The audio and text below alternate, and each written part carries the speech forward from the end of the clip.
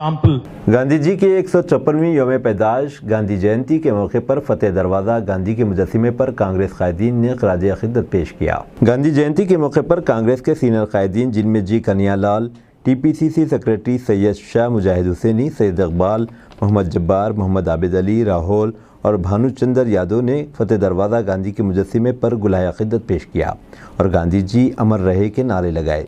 इस मौके पर जी कन्हैयालाल ने मुखातिब करते हुए कहा कि गांधी जी अदम तशद्दुद के अलमबरदार थे। उन्होंने कहा कि आइए गांधी जी के बताए हुए रास्ते पर चले और आवाम से अपील की कि वो गांधी जी की पार्टी कांग्रेस का साथ दें। आइए देखते हैं हमारे नुमाइंदे मोहम्मद हाशिम की ये रिपोर्ट।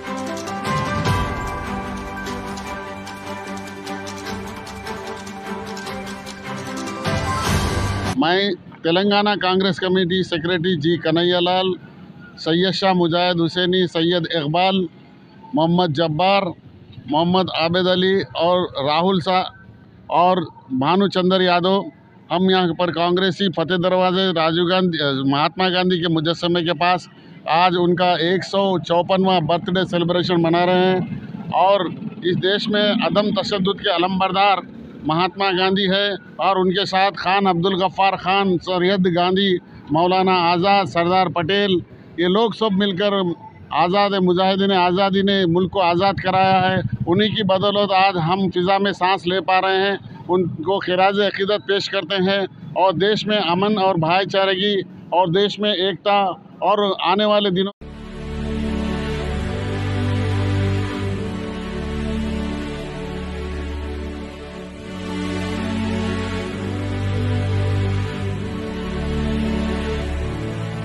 भारत जोड़ो यात्रा, उसके पीछे सोच महात्मा गांधी जी की और ये रास्ता महात्मा गांधी जी ने हिंदुस्तान को दिया था। हिंदुस्तान को जोड़ने का काम उन्होंने किया था। On one side, a brave man, humble man, simple man, but a man who believed in the future, who believed in India, propagated non-violence and searched for the truth.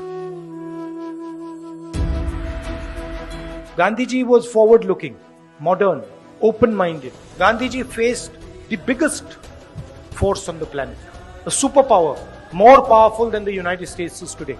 And he faced it because he followed the truth and he was humble.